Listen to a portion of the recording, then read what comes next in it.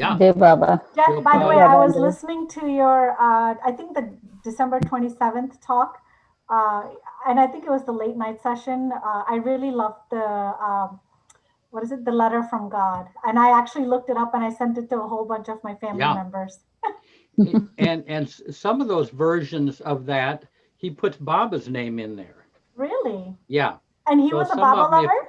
What's that? He was a Baba lover? Well, he knew a Baba. His wife comes to the center, and he was close with Dan Ladinsky, who did a lot of versions of Hafiz. And but yeah, it's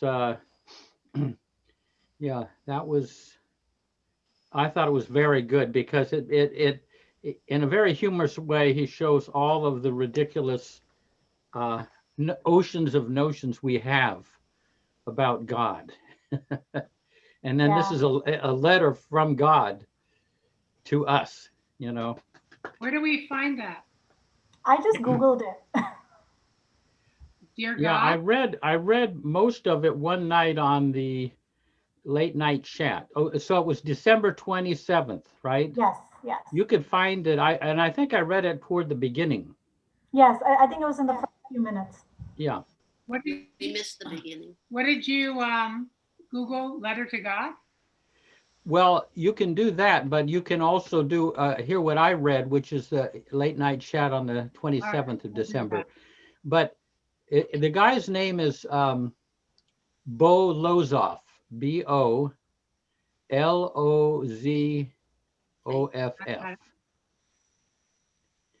And a lot of people came to Baba through him. He had this, he had a prison ashram reform where where you convert your prison cell into your meditation cell. And a lot of people were attracted to that and came to Baba. Yeah. Hi. Hi ho, Hi. nice to see Sahana, how are you? Good. you. Got any questions rattling around in your brain? Yeah. What's that? What one?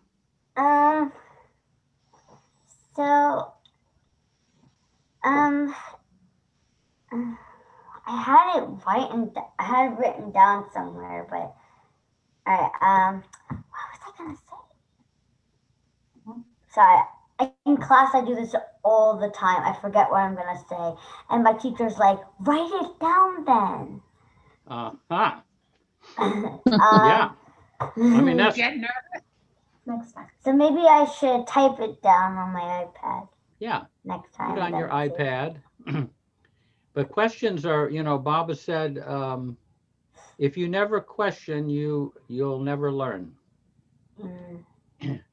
Don't let the, well, there was a couple of big words that Baba used, but don't let the false sense of propriety or fear of blasphemy deter you from questioning the why and wherefore of your being.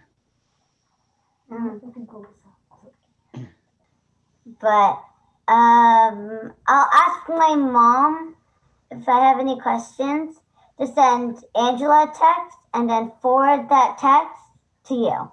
Okay, sounds good. Angela has your number. And I'm good at making up answers. Ready? But we asked a lot of questions of Baba's Mandali, his disciples. All sorts of what kind of soda Baba liked, what kind of soap he liked, all sorts of what kind of books did he like. So we found out a lot of Baba the man, what he liked when he was here with us. I don't want to delay anything for your guys' session. Well, so I guess I'll see you all next Sunday. Yeah, next Sunday. See you. Bye. Bye-bye. Bye. Bye. Bye. Jai Baba. Jai Baba. Jai Baba. Jai Baba. Yeah. She's a whole discourse unto herself. the living discourses. A living discourse, yes, I agree. Yeah. I know when the kids come on to these things, you know, what more could you say? There it is. The kind of purity and innocence and sweetness that we're all trying to get to after we've kind of been a little corrupted over the decades. There was a nice celebration of Mansari today. She was really fun. Yeah. One of the things I said on that is that it's amazing how I didn't think of it at the time, but we all came over here, a lot of people just coming out of the hippie era. We show up in Merazad and Meribad, and Mansari, and well, all the women, but Mansari, who lived up on the hill, but who had been in a secluded life for maybe 50 years, she was able to relate to us. You know, young kids, middle-aged kids, teenage kids, and everything. And at the time, I didn't realize how incredible that is, and I didn't know how secluded their life was. But once you kind of touch on into the universal within, then everybody is knowable to you. You really kind of you know the essence of everybody. So it's amazing that you could sit down with this lady who's maybe 30 years older than you and just pick up where you left off somehow. Having tea with Mansari was always a treat. Oh, yeah, it was just, and we'd be kind of stuck out there at Meribad, you know, because there was no pilgrim center. You would bike out, and there were no restaurants or snack bars or anything. Once you finish what you ate, then you're walking around hungry, and Mansari would have all of us, you know, just maybe a couple of handfuls of us in for tea and her various snacks that she created. And that was kind of the beginning, I would say, of the afternoon tea time there at Meribad, and it came to the center in Myrtle Beach, and of course at Merazad they had the tea time. Listen to this quote. This is excellent. The intellect has to be schooled into realizing that everyone and everything is tremendously important. That's it. Read it again. The word is schooled. Schooled, yeah. Yeah. The intellect has to be schooled into realizing that everyone and everything is of tremendous importance. Beautiful quote. I hadn't heard that before. Wonderful. Hey, Robin, can you think of any little story about Harold and Virginia Rudd?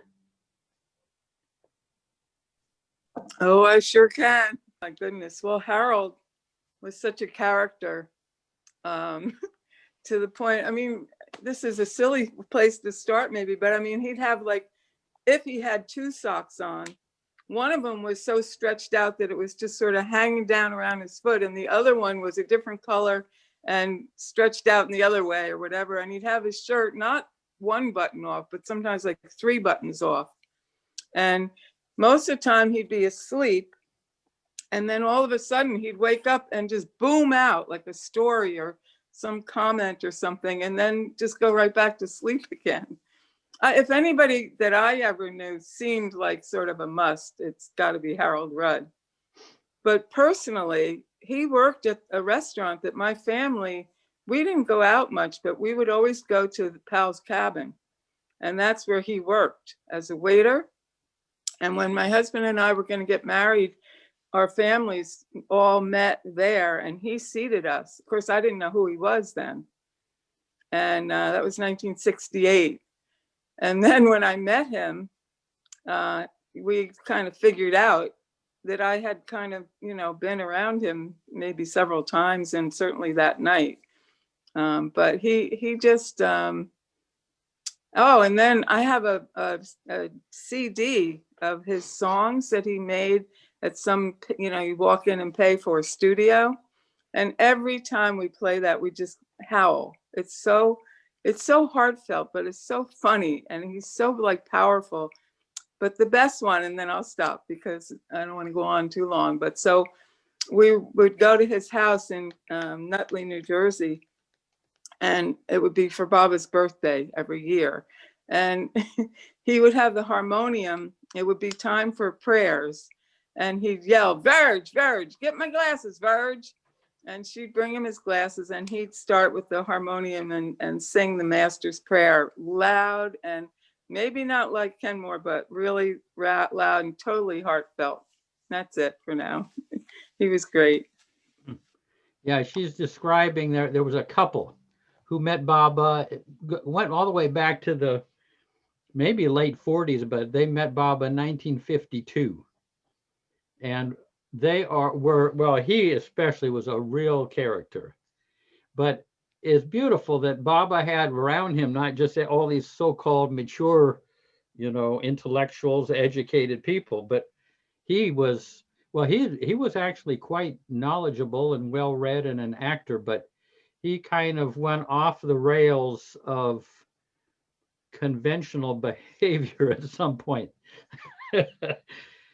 And just one thing about, we'll have to have a session with them, but the crazy thing about him is that he was working just a kind of stopgap job at this restaurant in New Jersey, and he communicated with Baba, should he take this job, and Baba said yes. And then Baba dropped his body. Someone wants to know it. It's Harold and Virginia Rudd. Someone is But asking. Jeff, wait a minute. If you're going to tell that, there's a whole story of how that all happened. And if you're going to do a Harold Rudd Day, you got to get the whole story, because Okay, good. Priceless. Yeah. Priceless. Okay. I'm just kind of touching on this as a Well, short one. Yeah, he wanted to be an actor, and that's why he was looking for a master. And he went through all these different masters until he got to Baba. But his whole purpose of having a master was to get help with his acting career. Yeah. And when he finally met Baba, it's just priceless. The line. Should I just say it? Without telling the whole story? Yeah. Yeah. All right. So he finally meets Baba, and it's such a long story, and Virginia's part in it. It's just a riot. But he goes in and he meets Baba in the barn, and he just feels like this baby, melted in Baba's arms and everything. And then he sort of comes to enough to say, "Baba, can you help me with my acting career?" And Baba says to him, "Oh, Harold, you are an actor in my divine play, but keep your day job," which was the waiter job at Pal's Cabin in New Jersey. Yeah. But not only that, so Baba dropped his body, and now he's stuck with a stupid job of being a busboy and a waiter in a, just a mom and pop restaurant kind of, right? Yeah. And he was stuck with that the rest of his life. And he would come to the center, and someone would come running to me and say, there's someone is moaning over there in the lagoon cabin. They may have had a heart attack. I said, "Well, what does he look like?" And they give the description of Harold. I say, "No, don't worry about that. That's Harold." He's moaning about this curse he's got because he can't, Baba never rescinded this order to work at this place. So also they shared the same birthday, and yeah, he could never sleep at night. He had the worst insomnia, and but on Baba's birthday, which was his birthday, he told me Baba gave him a complete, totally restful night's sleep once a year on his birthday. Oh, beautiful. And I had an experience with him when I was flying to India with the society on a charter plane for the first time. And I was seated between him and I was in the middle, and Anna Rosa was on one side, for those of you who knew her, and the other side was Harold Rudd. I've never met him. I never said one word to him before. And he leaned across me and said to Anna Rosa, "This is my fiance. I'm leaving Virginia and running off to India with her." I mean, he was just off the wall, delightful. He was. Yeah. Hey, well, I guess we better have a few moments of silence.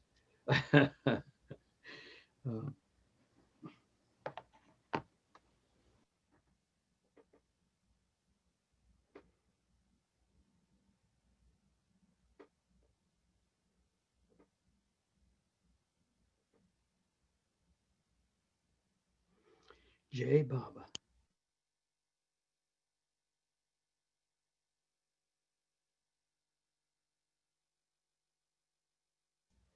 So in this next section is on purifying the heart.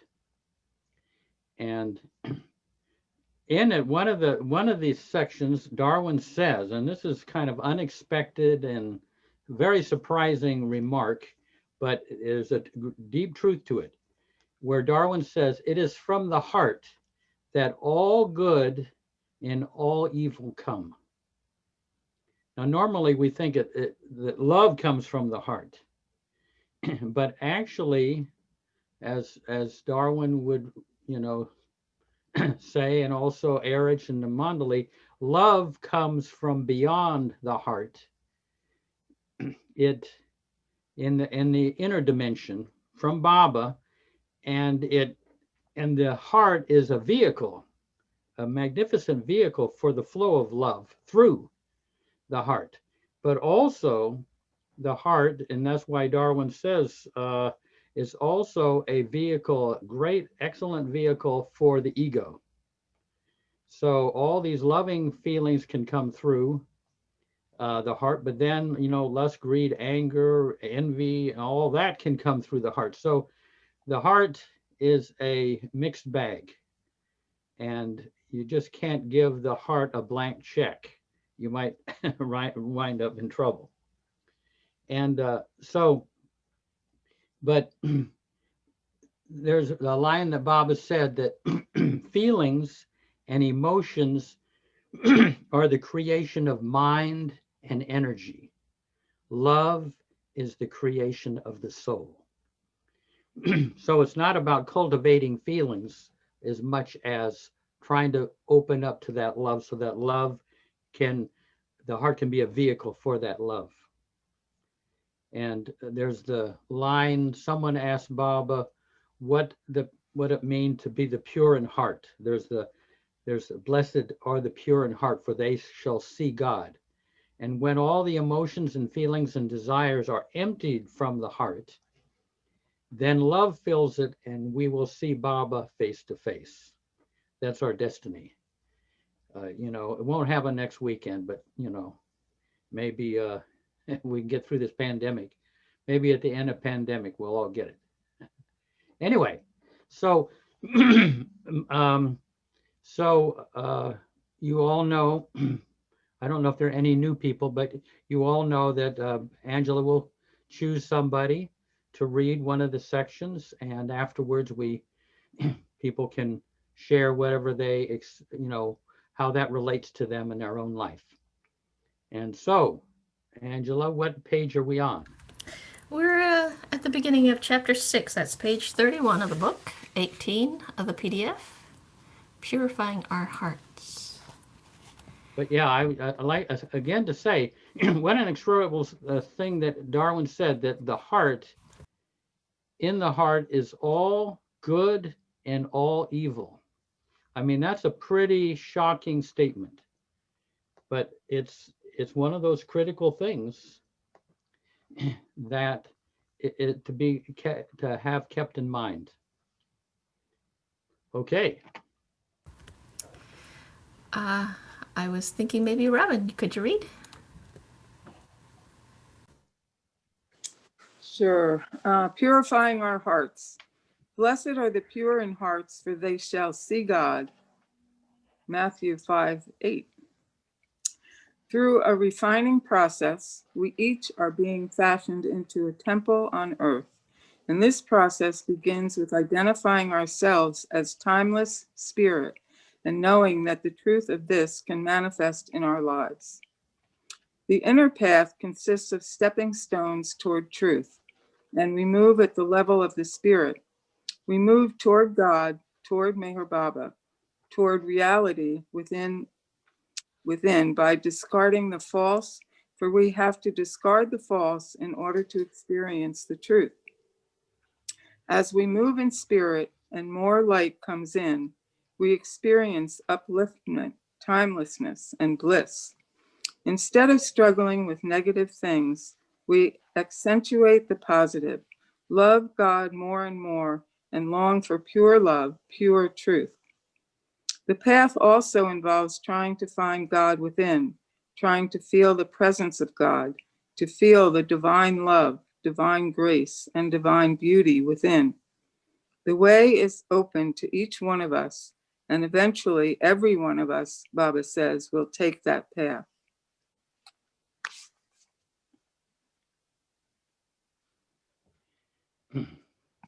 Anyone have any comments?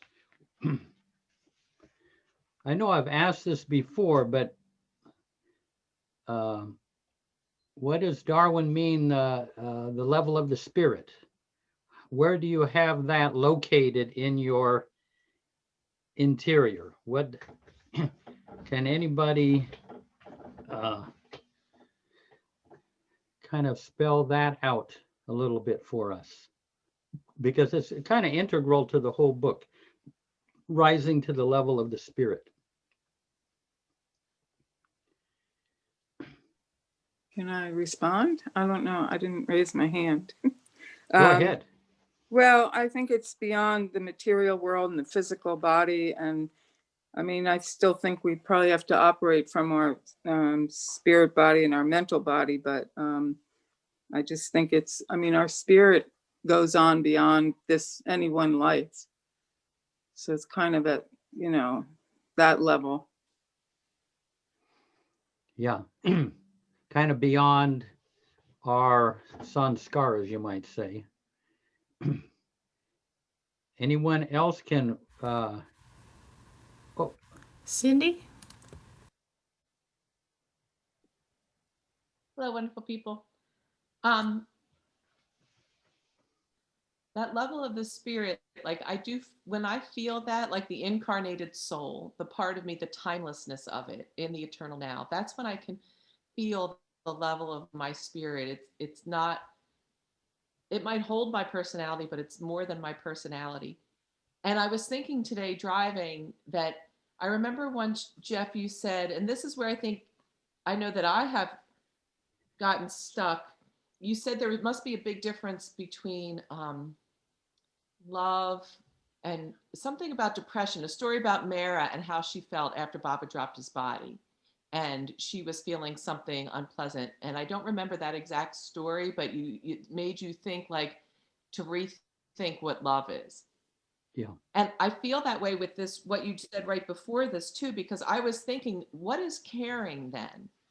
Like, is what I think caring is might not be caring. It might be my ego with attachments running amok, especially in those more entangled relationships, like with children or, you know, close people in your environment. And that, I think, is where I lose the level of the spirit. If I can get to my spirit through my heart center, like drop deeply within, but my ego has taken a hold and shape shifted caring from the ego for loving from the true spirit, then I'll lose it. And I lost it for about a day over the last day or so. I mean, I really did feel like, where's the spirit? And I'm thinking Darwin Shaw, you're not the personality self, Cindy. You are not the whatever. And as you were talking before this, I knew that Baba was going to manifest something that was going to open stuff up. And surely this heart, what true purity of heart is, anyhow, I don't know if I'm answering the question, but I'm sharing my experience. Yeah, No, very descriptive. That you expressed it very well. All right, Divine Chess Game, page 31. Janet, care to read?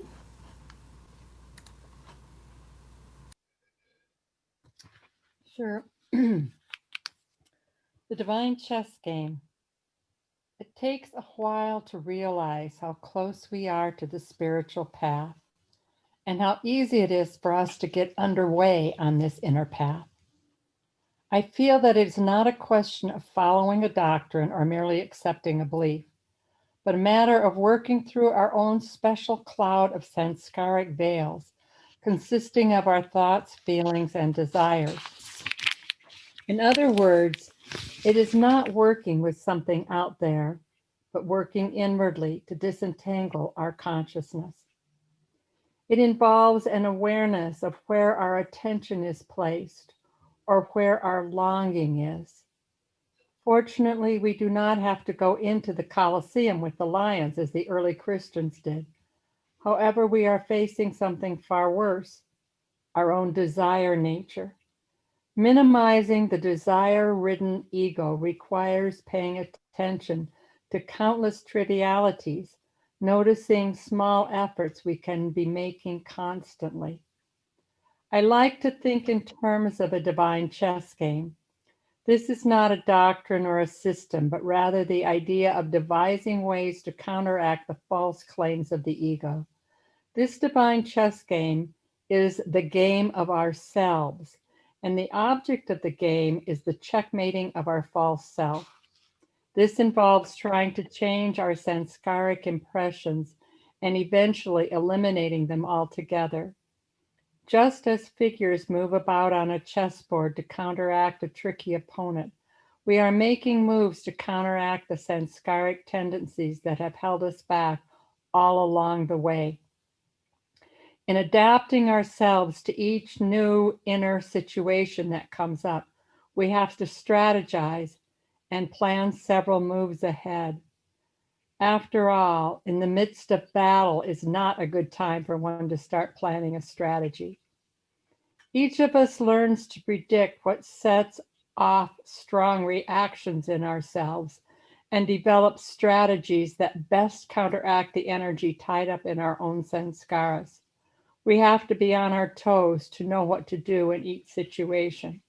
For example, wanting embodies a lot of energy, and we can redirect or sublimate the energy tied up in our desire sanskaras by turning it into spiritual longing, perhaps simply by reading something inspirational. That would be an example of a chess move. Another counteracting chess move we can make is keeping in mind the fact that the world is merely illusion. Another one is thinking of self-effacement as something positive. Seemingly small inner moves like these mount up, and after a while they add up to a dramatic redirection of our inner forces. The whole thing amounts to the clearing or purifying of the heart center. A great metaphor. Gosh, really, our desire nature is far worse than going into the Colosseum with the lions. That's sort of scary to me to think about. How that makes it sound rather very, very difficult. But at first he says, fortunately, we don't have to go into the Colosseum with the lions. However, we are facing something far worse, our own desire nature. Not that I'd rather go into the Colosseum with the lions, but that just struck me so hard. I had a difficult time focusing on the rest of the section. Yeah. Being in the dying in the Colosseum is over quickly, but this struggle with our desire nature, our self preoccupation is spread out over many lifetimes. So it's a far greater battle, I think, from that standpoint. I say we're all addicted to the bottle of self preoccupation. And breaking that addiction is a huge battle. Yeah. And Cindy? Me again. I'm just like what you said just then, Jeff, what relates to what I was just saying is like the third thing, the third chess move that Darwin suggested was thinking of self-effacement as something positive. And I think that like whether it's necessary or unnecessary suffering, that would be something I can specifically think that I will need to consciously bring in those times, that it is positive, it's freeing, it's not a punishment from God because we had the desires that, you know, he wrote in the whole program called Life, but I could feel the freeing in it as the thinning of myself and my fears and attachments lessens. That's a positive thing. That's a freeing thing. Maybe like the contractions of childbirth when the cervix gets effaced, you know, so birth can come. I'm going to try and remember that. Yeah. Beautiful. Excellent.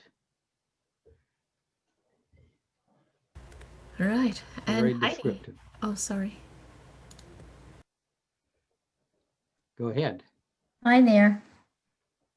I wanted to share a quote that I found this week that relates to this from Baba. Baba says, as you all become more intimate with me, with opportunities to come closer to me, all that is good and bad within you comes out in sparks, as it were. All the impressions of the past, the accumulations of past sanskars, of all illusory things, which includes both good and bad, come out. My proximity, the intimacy with me, just changes that mass of sanskaras, and sometimes you find sparks of good and bad just flying out. Mayor Baba. Yeah. I have always found that comforting. Well, it comes with the territory. Yeah, it comes with the territory. But I like it when Baba says in the beginning, as you become more intimate with me, you know, he sort of creates opportunities to get closer to him, and then he'll have your sanskars good and bad fly out, and he'll handle it, I guess. Right, Jeff? You turn it over to Baba. Mayor Prasad, you have that great line about don't be brought down by what I bring up in you, or what's the quote? Yeah, that's the quote. Don't be brought down by what I bring up in you. Yeah.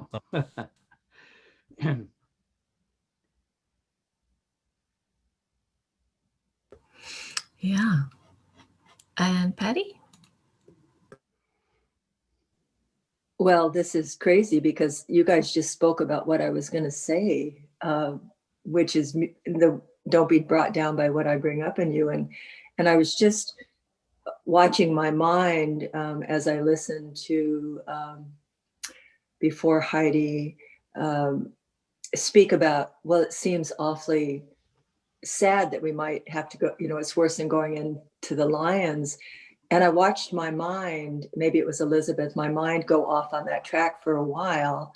And I was thinking, I had re-listened to Rick Chapman today as the offerings. And Baba has provided us just like this book right now, the timing, I think, for all of us who are involved in wanting the intimacy closer with our beloved, that it's such a supported time right now for all of us. And to let my mind go off thinking about this, oh my God, I got this sanskar and this desire and this want and all that, is such a waste for me to do. All I need to do is go back to saying, Baba. I mean, literally, the gift is to remember him. And by this, I believe we do, but I also am so assured by what Rick says and what we who are here know so deeply in our hearts, that we don't do the work other than the effort of opening to our unwinding process. He's the unwinder. I don't really, I get confused of thinking that I'm the one who's doing it. And I really don't believe I'm doing it. I think I'm allowing and turning towards that source. And I feel great encouragement right now. Even when I feel the pain in the mind sparked, as you will, thinking, oh my God, I've got a long way to go. Well, none of that matters. They're just a train of little thoughts that are running around in my head. So I don't know if that helps, but I was going to bring up, don't be let down by what I bring up. So, because that really was a profound statement to me. And that thing about the sparks and what you read, Heidi, was real poignant. I don't know if that was just read recently or I just heard it again. It seems very apropos. So thank you. Jai Baba to everybody. Nice to see you guys. Beautiful. Yeah. Jai Baba. And Gabriella? Jai Baba. So just a couple of thoughts. I was just loving that image of the sparks because I felt like it gave me, we were saying the other day how to put ourselves from the way Baba sees it. And maybe that's a little bit how he sees it. Our good and bad are just sparks that he sees. Who knows? But it's just interesting. It takes the judgment out of it a lot. And then I wanted to say that original question you asked about what is that level of the spirit, Jeff? I feel like when I tune into that place, it's like a naked place. Like all the other stuff drapes on that. And that, like you said, it goes from lifetime to lifetime, but it picks up different things from lifetime, different names, different, sex, different country, and all that kind of thing. But that this level of spirit is naked. That's what came to me. Thanks. Unclothed, kind of. Yeah, unclothed, exactly. Oh, and one more thing, just about this time we're in. I mean, I agree so much. I love what was just said about that it's a supportive time. Because, I mean, if you look around in society, people are just like freaking out. But for Baba lovers, for those of us that are really lucky to have one another, to feel Baba, his connection, his closeness, so very deeper than ever, it's almost like two levels of reality are happening at the same time. So I'm grateful to have this one to know about. Beautiful, beautiful. Yeah. And Janet. Janet, there you go. Yeah. So this is really piggybacking a little bit on what Patty was saying about that he's doing it and we're not doing it. When I was reading, it was so interesting that I could feel myself going from reading from different places. At some points, I would feel myself reading from the words, and other times I would feel myself reading from, I don't know, a deeper place. And I could feel that I wasn't in control of it, that it wasn't about something that I was doing. It's not like my intention was like, okay, go back to that other place. It just kind of dropped in and dropped out. And, so I flipped in and out of that beingness, I guess, or whatever. And yeah, it was just an interesting experience. And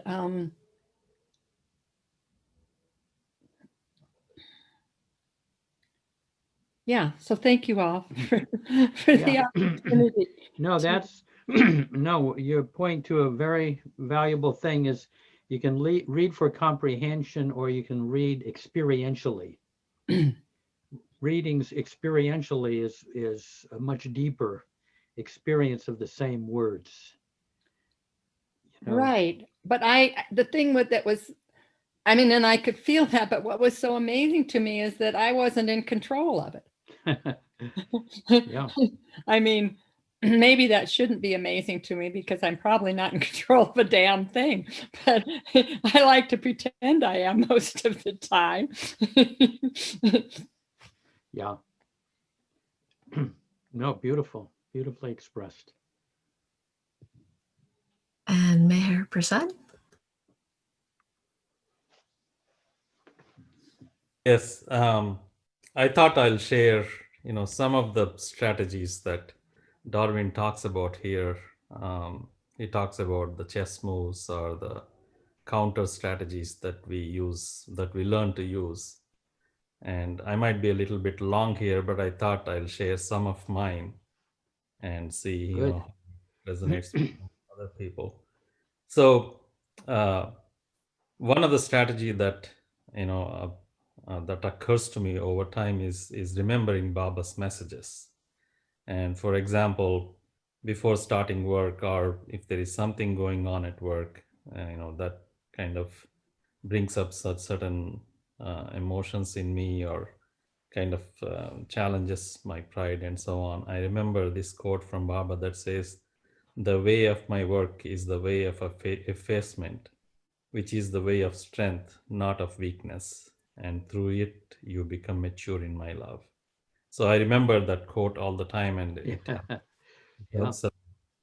The other one that I remember is also when I'm going through some difficult situations, this quote of Baba that says, "Whatever life holds for you is an act imparted by me in my production of the universe, and you can act best if you are resigned to my will.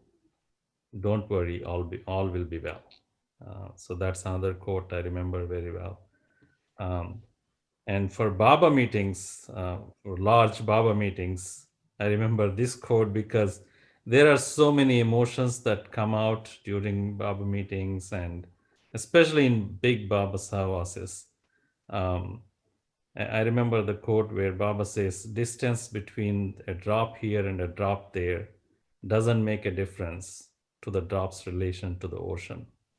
So he's assuring us that the relationship with each of us to him is very, very personal. And that quote is super helpful in remembering when we go through those kind of, any kind of complexes and so on. And the other strategies I use, of course, I'm sure all of you do as well, is giving it to Baba is definitely one of the major strategies, bringing Baba's presence, and of course, Baba's name. If nothing works, the final resort that I go to is Baba. Beautiful. No, thank you. I know these sayings of Baba's are so, from the mind, they're so instructive. I mean, that you can draw upon them, and our behavior can be a little bit better than it would normally be. Because he's urging us to live by our higher angels, so to speak. Yeah. And you? As an extension of the chess game metaphor, at a recent New Hampshire Baba meeting, Mark Trischka and Lisa Brandy debuted a song that they'd written about that was inspired by the TV show The Queen's Gambit. And so the extended metaphor I want to mention is around the term gambit, because A gambit is a risk you take of losing something to gain something. And in Mark and Lisa's song, that was letting go was the gambit for gaining Baba's love. Yeah. Yeah, Erich used to stress that, letting go, not knowing what, if you were going to fall or be caught by him.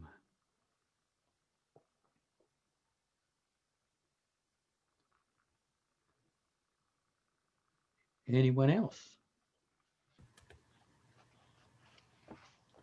Okay. This is a good one. Location of the heart. All right, page 32 at the bottom. Hey, Meher Prasad, care to read?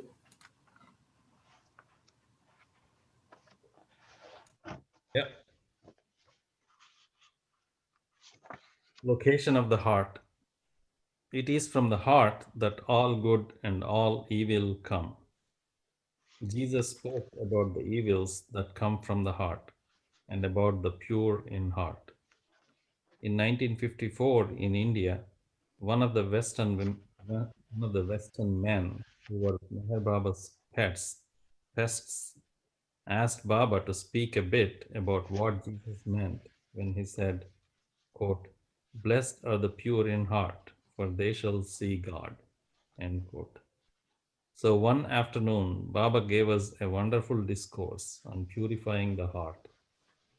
Baba explained what the heart is, where it is located, and its connection with the thinking function of our minds. Here are Baba's words as I recorded them in my notepad at that time. Mind has dual functions.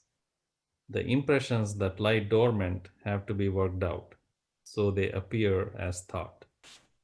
This thinking function of mind is known by Vedantists as man, as man, pronounced man.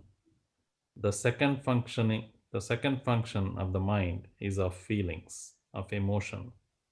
This is called antakarana. That means the heart. So what is known as heart is actually the second function of the mind itself. The impressions that are called sanskaras are spent both through thinking and feeling. To the first functioning of mind belong just thoughts, any kind of thoughts.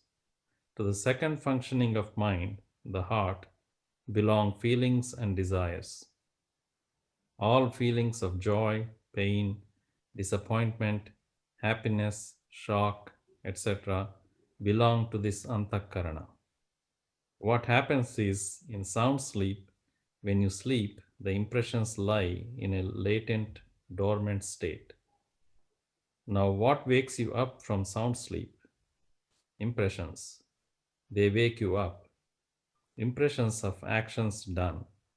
And these impressions are spent first by thoughts, then desires, then by actions. So Krishna in his Gita said once, quote, "Let impressions be spent only through thoughts," end quote. Then no new impressions will be formed.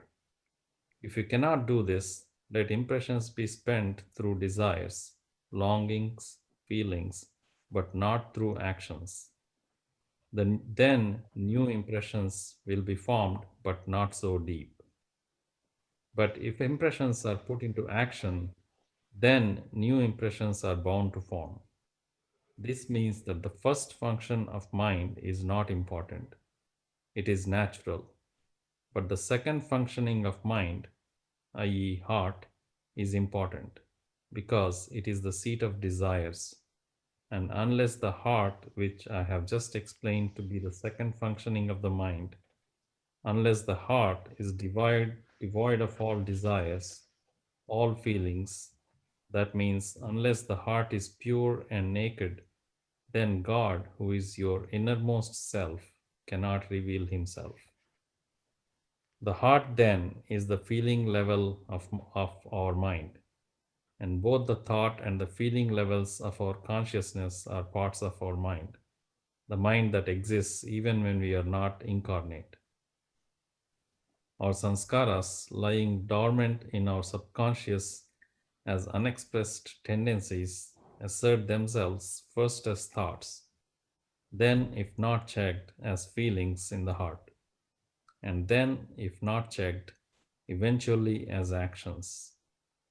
Baba explained that we are goaded by sanskaras of all kinds, and he emphasized the difference between thinking about something and doing it physically, and about the difference in the resultant sanskaras. Baba said not to worry about feelings and thoughts of taking action. They do bring about sanskaras, but these will be minimal compared with their expression at the physical level. Therefore, when we are besieged by desires or strong emotions, we should curtail them at the inner level of feelings without giving them physical expression. But if we do express them physically, we are doing the worst thing we could do, because we are only sowing the seeds for more sanskaras of a like nature.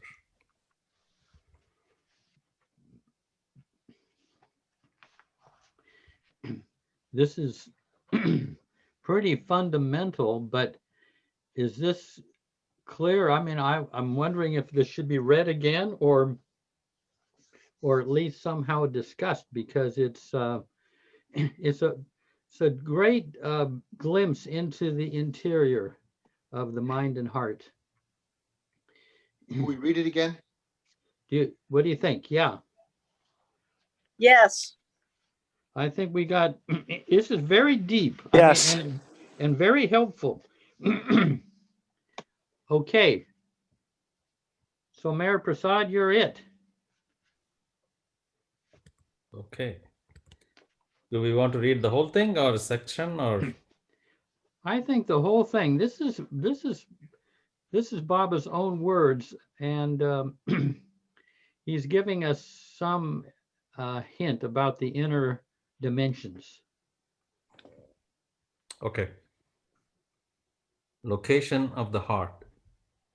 It is from the heart that all good and all evil come.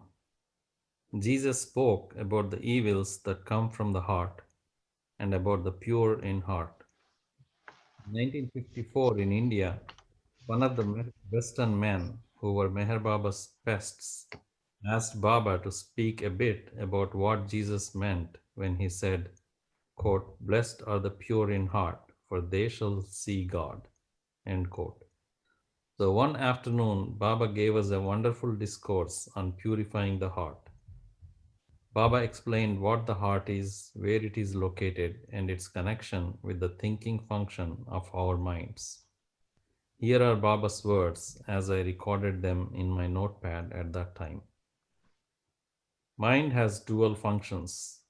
The impressions that lie dormant have to be worked out, so they appear as thought. This thinking function of mind is known by Vedantists as man, pronounced man, M-U-N. The second function of the mind is of feelings, of emotion. This is called antakarana. That means the heart. So what is known as heart is actually this second function of the mind itself. The impressions that are called sanskaras are spent both through thinking and feeling. To the first functioning of mind belong just thoughts, any kind of thoughts. To the second functioning of mind, the heart, belong feelings and desires. All feelings of joy, pain, disappointment, happiness, shock, etc. belong to this antakarana. What happens is, in sound sleep, when you sleep, the impressions lie in a latent, dormant state. Now, what wakes you up from sound sleep? Impressions. They wake you up. Impressions of actions done. And these impressions are spent first by thoughts, then desires, then by actions. So Krishna in his Gita said once, quote, "Let impressions be spent only through thoughts," end quote. Then no new impressions will be formed. If we cannot do this, let impressions be spent through desires, longings, feelings, but not through actions. Then new impressions will be formed, but not so deep. But if impressions are put into action, then new impressions are bound to form.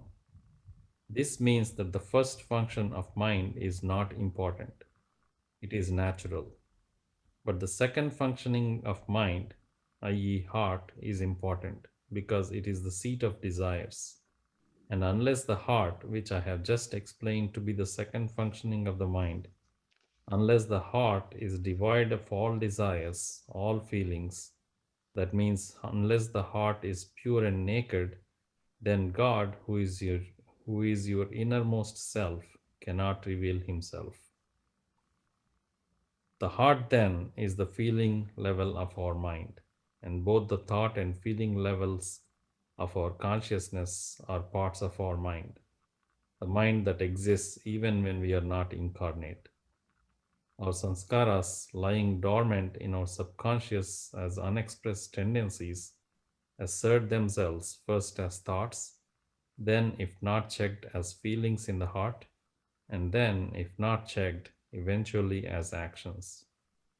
Baba explained that we are goaded by sanskaras of all kinds, and he emphasized the difference between thinking about something and doing it physically, and about the difference in the resultant sanskaras. Baba said not to worry about feelings and thoughts of taking action. They do bring about sanskaras, but these will be minimal compared with their expression at the physical level. Therefore, when we are besieged by desires or strong emotions, we should curtail them at the inner level of feelings without giving them physical expression.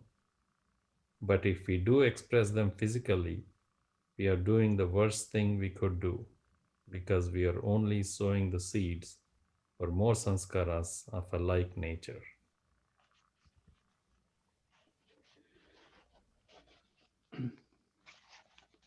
Any comments there? Any?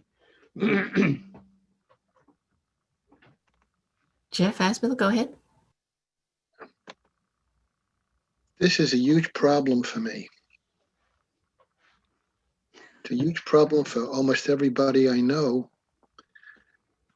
because the Bhagavad Gita emphasizes to become desireless.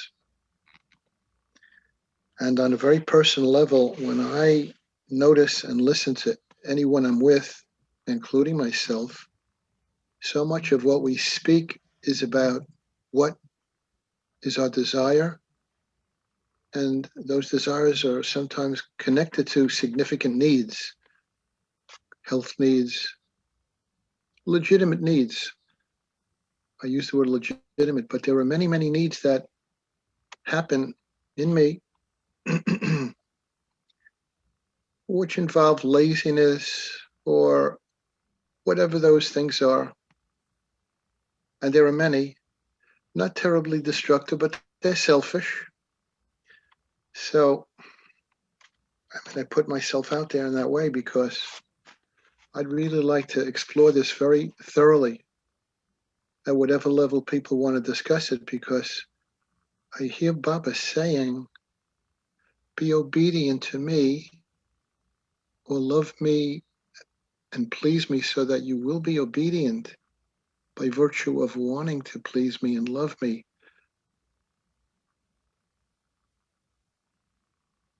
There's a lot of meat to this. As Jeff said, let's read it a second time.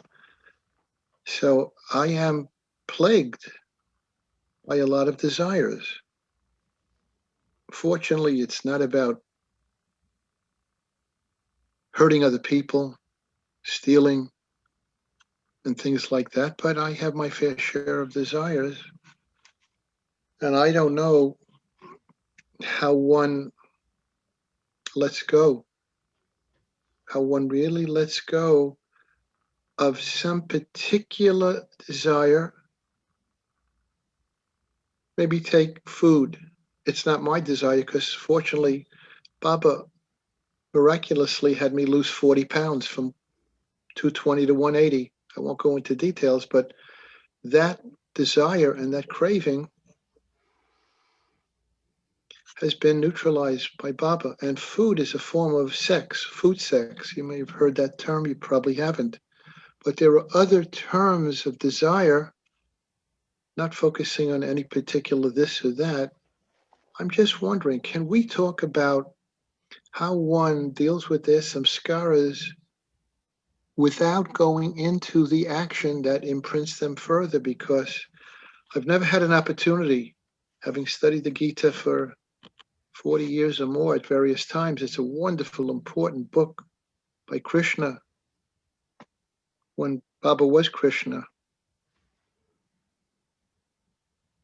Anybody have anything they can really share about how you have handled that from thought to feeling, and then really been able to sustain a separation? That's my question. Sorry it took so long to come out.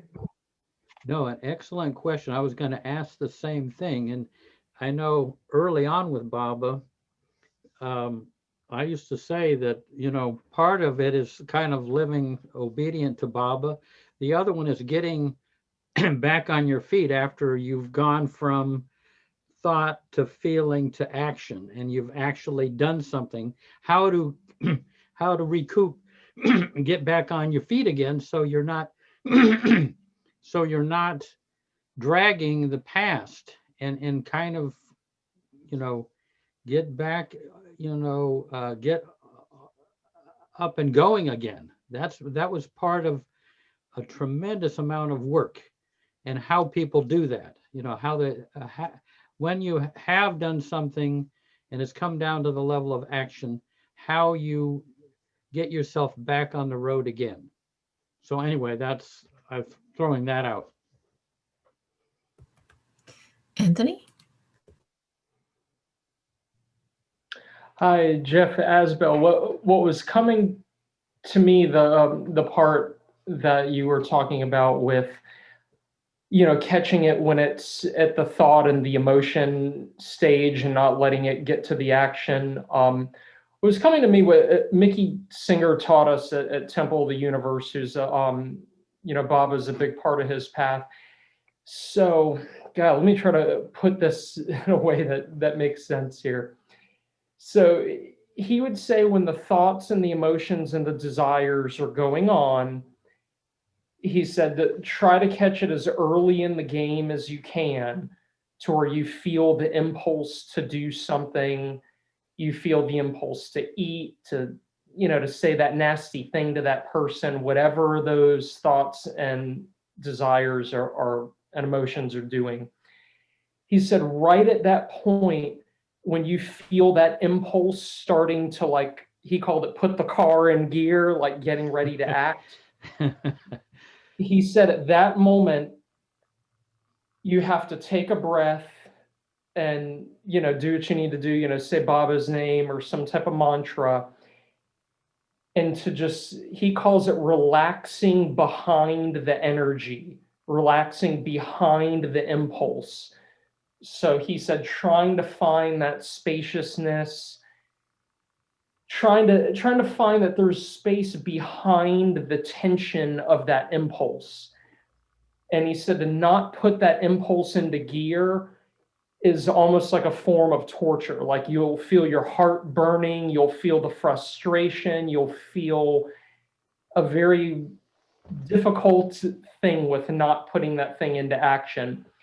And he said you have to, like, gradually build up your endurance to be able to sit with that discomfort of not putting it into action, and to just start light with it, because it's not easy to do. Like for the alcoholic, it's not easy to take that drink. Like, to not go with the impulse to take the drink it hurts. Like, it, you know, the heart hurts, the body, you know, wants to go and do this and it can't.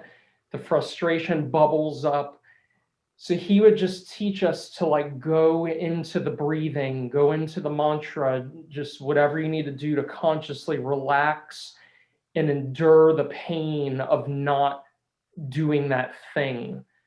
So yeah, I mean, he literally likened it to like a form of weightlifting, that you have to build that muscle of being able to take that pain of not putting your thoughts and desires into action. Yeah, I remember he explained like that, the Catholic picture of Jesus, the Sacred Heart of Jesus, where it shows the heart in Jesus's chest with the blood and the crown of thorns around it and the fire. And Mickey would say, when you get good at doing this, you'll know what that flaming, bleeding heart is, because you're going to eventually become okay with feeling that, which is pretty much what happens when you don't put your thoughts and emotions into action. It's that burning.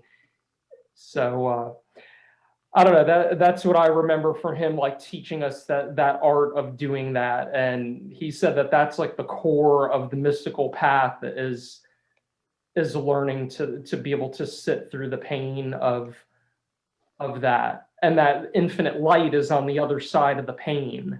So how is that worked for you? That he would say. How has that worked for you? What's that? How has that worked for you? And I'm sure you have been successful, but can you give me or all of us one example? How has that worked for you? How did you work it with your success and your failure? But how did it really manifest? How did you work it? I would just do that exact thing. Before I found out about Baba, I was saying the Krishna's name, because that's what I knew to be closest to God. So yeah, I mean, I would just try to do that same thing. Like, I'd feel the anger trying to go out and express. I would feel this trying to go out and express. And I would just take that breath and start doing the mantra and just feel that intensity. Yeah, I feel like it's worked tremendously, because it slowly broke all of those thought and emotion patterns, but it was definitely an endurance muscle that needed to be built over many, many, many years. And sometimes it would just be too intense. It's like, oh my God, I'm just not here yet. This is too much. But, I saw myself being able to do it with simple things first, and then it gradually extrapolated to the higher things that were very difficult. But yeah, Mickey would always tell us that just start small and try to tolerate that intensity, and just, don't get in over your head too much. But, and then once you see, like, okay, I got this, like, I'm not, whatever, yelling at this person anymore, eating this thing, then take it to the next level and just keep building it until finally the thoughts and emotions aren't pulling at the consciousness anymore, and you can just sit and let it all pass by. But trust me, I'm not there all the way with it. It's just certain stuff comes along and it's just like, oh my God. So I guess I've got that self-compassion for the parts of it I can do, and the parts of it that are just like, man, I am not here yet. And so yeah, hopefully that wasn't too much. That was excellent. Anthony, an excellent description of that whole inner process. Very graphic, and I'm sure so many of us are dealing with that very thing, to get that inner space and have to sit in horrible discomfort and not go with the impulse, the emotion. Yeah. Definitely Michael Singer's book, The Untethered Soul. I mean, it is a masterpiece of learning that process. Like, that whole book is about that. And just with his history with Baba, I really feel the way Effort&Grace is kind of like this hidden gem that, it's kind of out of print, and it's like, oh my God, I feel like The Untethered Soul is like a hidden gem in learning how to do this stuff, because he just, I feel like a lot of the words I'm saying are almost his, and I'm just, repeating them again. Yeah. But definitely get The Untethered Soul by Michael Singer, just for that one little part of the spiritual path. Yeah, all of us on the cabin crew at the center read that book. Very valuable book. Wow, looks like some more hands. Janet? Yeah, I was just going to say that for me, the things, the desire things are often more of the nature of what, say, people that I care about, and not wanting them to feel. I'm not saying that I'm just totally altruistic, but say my own grandchildren or my children or family members that are suffering. I've often thought to myself, if which of course I'm not, but if I was on the fourth plane and I had the power to make things better for these people that I love, would I succumb and do it, or would I be able to move forward and not do it? And I think it reminds me of what Anthony was just talking about too. And so it's on that level about how we care about others, how others' lives are very important to us, and it's from a compassionate perspective, not wanting those we love to suffer pain. And yet, yeah, so my question is really how to do this act, on that level. I mean, with that kind of thinking. That isn't a very clear question, but I'm confused there, I guess is what I want to say. If anybody can help me with that, that would be nice. Yeah, we won't forget. We got that on the plate here. Mm-hmm. All right, Ray. Hi. I two comments is faced with something like what Jeff had said, giving it to Baba, really, when you're really feeling something and giving it to Baba, is the plate might pop up again in that cafeteria situation like Jeff Wolverton described.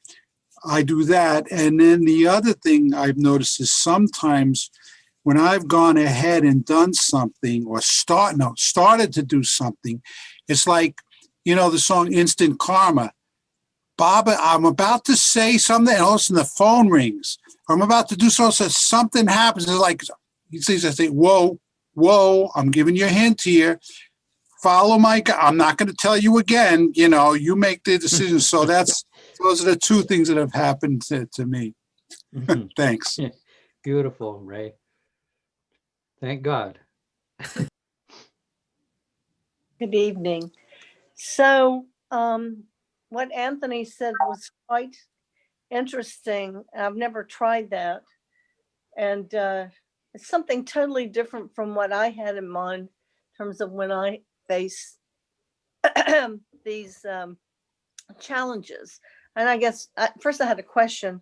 When we talk about putting things into action, are we also including speaking? Because they've talked about thoughts and feelings and putting things into action. I think speech is considered a form of action. And I guess I'm going back to the Zoroastrian, good thoughts, good words, good deeds. So, for example, during this time of COVID, I find it very difficult to get any little teeny thing done. And I get very frustrated with not only the tedium and the isolation and the difficulty of getting small things done, even if it's just buying a certain product at a grocery store. And so if I fumble with something or drop something or whatever, if I've had a day where there have been many irritations, and I guess they are more like confinements, which I really do not enjoy confinements. I like expansiveness. I have to be careful because there will be an impulse and I will want to say bad words. And I'm not a person who's usually angry, but when I get frustrated, I get extremely angry. It's more angry with myself and not being able to do something fast enough, timely enough, whatever it may happen to be, but intense frustration. That happened to me today. And the way I'm dealing with this is a few months ago, I started, first I count really fast, as fast as I can, 1, 2, 3, 4, 5, 6, 7, 8, 9, 10, multiple times. And then I start saying Baba's name. And then I start complaining to Baba. I told you, I wanted you to help me with this, and have a little discussion. I mean, that happened today, and I actually stopped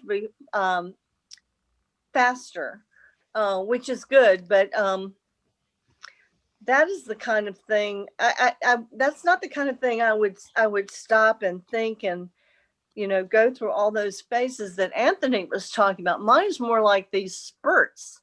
And I suppose it's like the fire that comes out of either good or evil. I guess this is, you know, this anger thing, which of course is not really like how I normally am, except when I get this frustrated. And that happens with technology or dropping things or minor things that other people find easy, but I find very hard. Anyway, so. Wow. We can relate to that, Elizabeth. Especially frustration is a different type of anger from not getting your way. There's something about frustration but anyway. Well, any insights anyone has, yeah. I would be open to them. I think they'll come along here. Diane and Terry, maybe it's Terry. Well, this is kind of what I'm going to talk about right now. So when I get into that position where I'm frustrated or upset or I'm angry, I think I have trained myself enough to be with it before exploding, let's say, on the most part. But I also, because I live with Diane and I have a lot of support in my life, I often talk about what's going on for me or write about what's going on for me. Out loud. I'm curious if that's considered an action, because to me it feels like it helps me not have an action. So I think that's what my question is. Does it make sense? Yeah. You know, I think the distinction here is not like emotions and feelings, kind of negative feelings. When love and when some higher impulse is there, that's a different type of action altogether. If you're putting love into action, you're actually dissolving impressions. You know, if you're trying to avoid a temptation, even though it's frustrating and everything like that, you are dissolving. That's a loving act. Okay. Which is different from, you know, a emotionally negative driven action. Okay. Because even in like 12-step programs, for instance, they say, you know, when you're going to go and, you know, whether it's sobriety or food or whatever it is, they say to reach out and to talk about it and not so you don't go there. So I was just hoping that reaching out kind of thing, because Anthony was talking about doing it all within yourself, and which is another way. I'm not saying that's not fine, but I was wondering whether this way seems okay as well. Definitely. I mean, that's a loving thing to do. Okay, thank you. Yeah, I would say. I have a question. I was out walking with my dog yesterday, and all of a sudden 2 people came by and they were coughing. Then I walked about a half a block and I saw 2 people and they were kind of covering their mouths, and I couldn't restrain myself. And I said, you know, you should really be careful because the person that just came by was coughing. And then after I said it, I said, well, I'm not supposed to act on that. So my question is, when are you supposed to act? I mean, if you think, I said, I shouldn't have done it because I'm not supposed to react, but I couldn't help it. I felt like, is there a time when you should warn somebody that you should say something, or do you just be quiet and not act on anything? Or, you know, it's kind of like, whatever. Yeah. No, I think it's, you know, you have to kind of fathom where you're coming from. It sounds like a loving thing and a caring thing, and not just a selfish thing that you're doing. So it's kind of in you. Where am I coming from when I'm saying this? And if it's a loving thing, it won't be binding. You know, if it's a put down, it probably is going to be binding. Well, I felt it probably was backbiting to the person that I said it about, but I felt that he should have covered his mouth.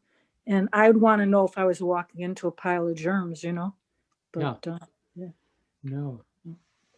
That sounds to me very different. That's like stating a concern and speaking what your truth is, which to me doesn't sound like backbiting at all, but that's my personal view.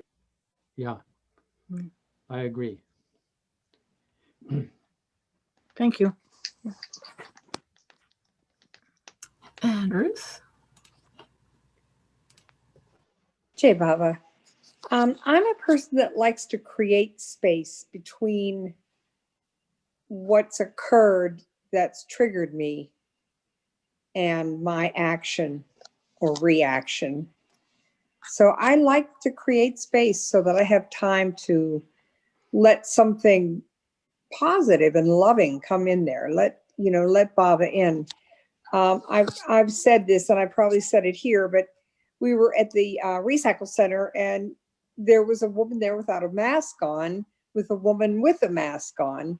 And the woman with the mask on was taking stuff from her truck and putting it in the bin. And the other woman was just walking with no mask. And my husband's getting out of the car, and he's got a mask on to go put trash in. But this woman keeps walking without a mask. And I just felt such hatred. I wanted to jump out of the truck, my car, and just smack her or something. Just both sides of the face, like, what's up, girl?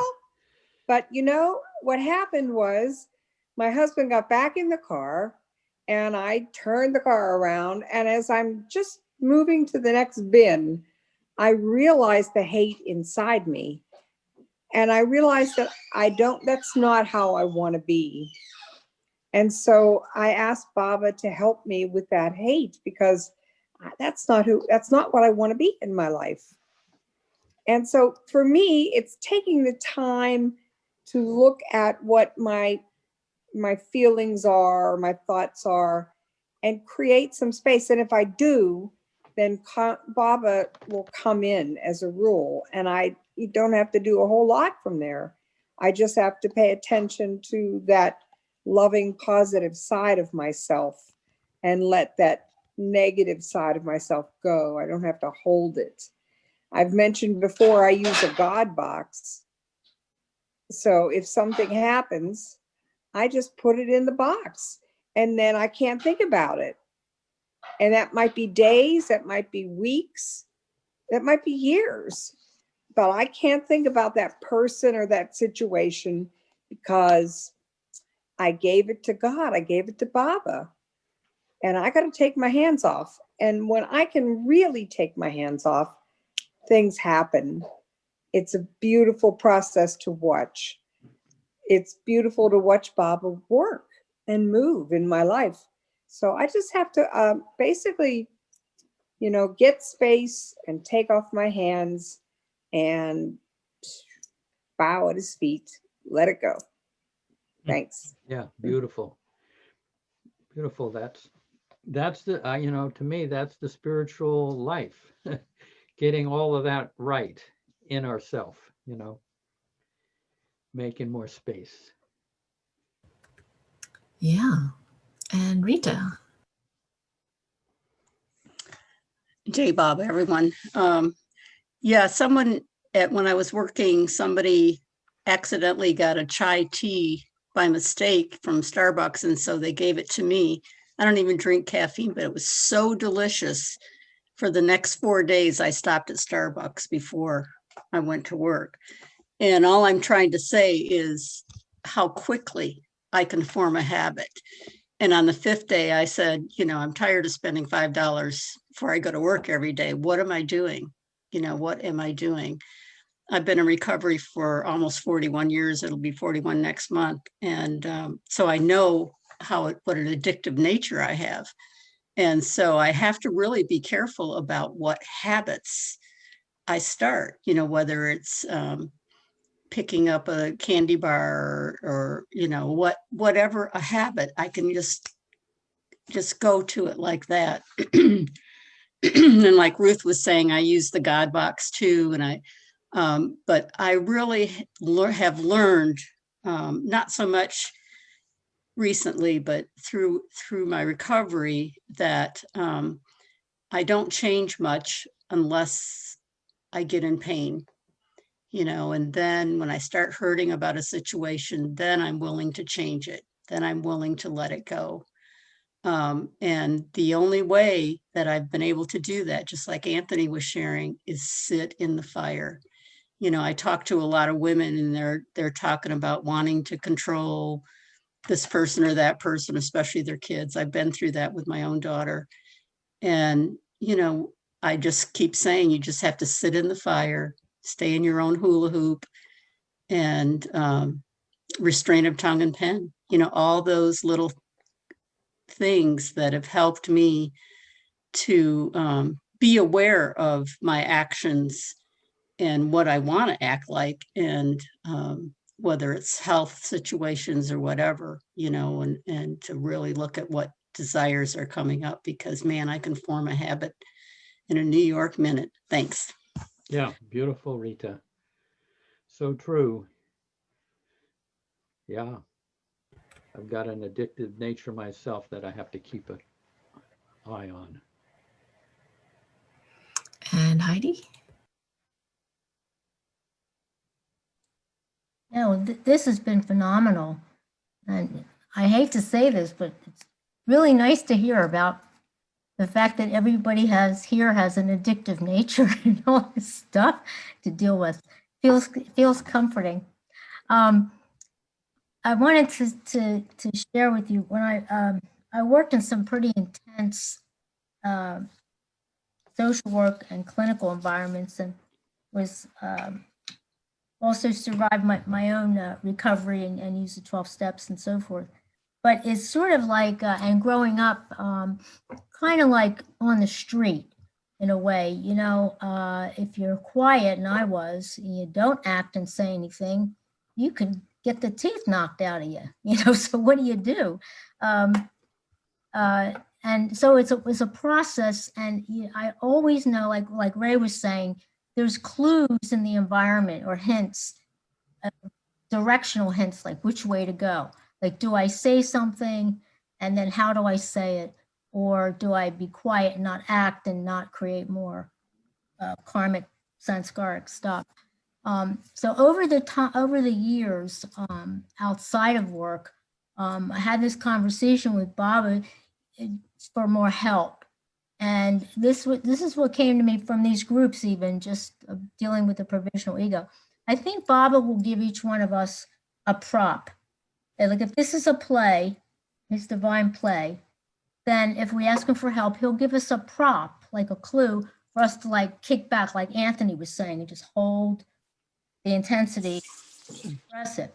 So for me, recently, you know, that maybe, and that's a prop, kind of will help your provisional ego to take over, Baba. So for me right now, this sounds really silly, but it's true. So I like to walk, and I'm in Florida, so it's a good place to walk. And I hate to wear hats. I don't like to protect my skin. I just want to go. And it's not a good thing. And when emotions get stirred up, and they are, you know, always I'm gonna confront them. But this thing with the walking, Baba said, I was asking Baba for help. I was ready to go for a walk, and the phone rang, and it was somebody I really didn't want to deal with, and they were doing some rotten stuff, and I wanted to tell them off. And I said, you can't do that. And Baba said to me, wear a hat. Out of nowhere.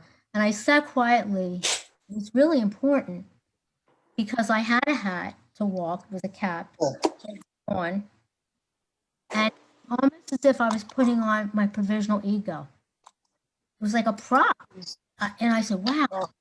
So I was able to deal with the person differently. I did call them back. I did deal with it. But the hat became a symbol of Baba's help. Yeah. Anyway, I'm probably not making any sense anymore, but the thing is, maybe, I think Baba does gives us clues and hints and props and all kinds of just little supports to try to behave ourselves when we have to and say something when we have to in a way that's not going to create a lot of karma. Yeah, Heidi, it made perfect sense. Yes, indeed. And Bill. Yes, our discussion brought up a reminder that I've been given a handout. Rarely at the Shaw's meetings was I given a handout, but this seems very important. It kind of gives a perspective here. It sort of says, Mayor Baba : to remember and to realize one point of most importance. I don't know whether the Gene wrote this or this. I really don't know. And I've never seen it anywhere else. Whatever we have understood of release from bindings or the ego, and in spite of its defined picture mind, all this will bear no fruit, will be powerless, remain a mental idea only, and the heart is moved and deeply stirred into the longing and will to fulfill the inner dictates of our conscience and innermost wish to abide by the spiritual order perceived as the only way of attainment of our ideal. It is only when the heart becomes aflame and alive with this longing to react in harmony with its innermost true dictates that the will to be and to do is deeply aroused to the point of steady continuation of its awareness and one pointedness in momentum toward truth. Suffering helps to arouse the driving power of the heart. It is greatly through suffering, well directed and spiritually understood, that the heart becomes recharged with the ever-renewed will and strength and awareness and consciousness, which will lead our effort to final triumph over the personal self. When all our spiritual faculties join in one effort of single-hearted and single-minded aspiration with unending patience, driving at the high mark of inner freedom from the lower self, then we receive the approval and loving attention of the Master. To try wholeheartedly means to win the grace of the Master. Try, Baba says, and I will help you. So hold the innermost wish, quote, to please him. Be aflame with more love to him who calls us unceasingly, who cares for us and bears the cross of the suffering of mankind for your sake. And there's a little PS here. Do not think much over petty questions and wear your mind out. This constant thinking weighs heavy on your mind and causing you too much worry and anxiety for nothing. Do not let any material thoughts disturb your mind and eat it away. Do not be like a leaf of a tree moved here and there by the wind. Be like a rock, unaffected by gales and storms and standing firm in its place. What do you do when a fly troubles and disturbs you? You do not worry about it, but merely raise your hand and wave it to drive it away from you. In the same way, without giving yourself up to worrying, you must drive away the thoughts that trouble you. Only stick to one thing, the eternal truth. Let truth be your goal, this truth. Paramatma is nowhere to be searched for he is very near you. Nay, he is with you, within you. Seek him within you. Mayor Baba. Wow. So any comments on that? I've never seen that anywhere, Jeff, and that just blew me away when I first read it. I still find it very moving. Where is that from again, Bill? It's from my Xerox from the Shaws. Do you think the first part was written by Darwin? It looks like it's typewritten in capital letters, probably on Darwin's 1940s typewriter or something. Probably very early too. Early. Was the early part of that written by Darwin? I don't know. Because Gene's written some amazing things as well. You probably haven't seen them, but I have at least one thing that Gene wrote is really incredible. Hey, but the first part almost sounds like Narina a little bit. Well, hold that. And we'll read that again next time. Let's keep it because. But while we're here, I see Joe Stewart. If we can get him out of the hinterlands. Hey, Joe, before we come to the end, would you be able to play Darwin's song that you wrote the melody to? Sure, I'd be happy to. Yeah, not just yet, but it would be nice to hear. I'll stand by. This is, and you know the background of it. You can share that, how it came about. Any, wow, we kind of covered a certain amount. Anyone else, any hands raised? Yeah, we've got 3 hands. Robin? I just find such a struggle between the things that are happening and my reactions to them and all the stuff on that level. And then I realized like it feels like my life should have nothing to do with all of that. Those things are just to inspire me to focus on God and to take Baba's name and hand it all over. But then I'm right back in the drama again, over and over and over. And I'm like back and forth, like trying to balance on the blade of a sword. And it's so frustrating. But I also believe that the drama is here in order to make me remember God and get closer to God. But it's just a never-ending story. That's all I have to say. Yeah. Thanks. No, that's a beautiful attitude, you know, that these things these uncomfortable things keep reminding you to remember Baba. I mean, it's, even if we wish we didn't have these things, but they definitely succeed in getting us on our knees sometimes. Yeah. Yeah. And Rosalie?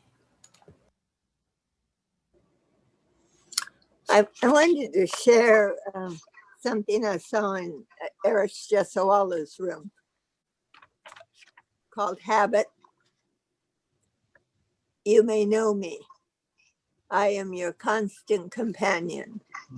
I'm your greatest helper. I am your heaviest burden.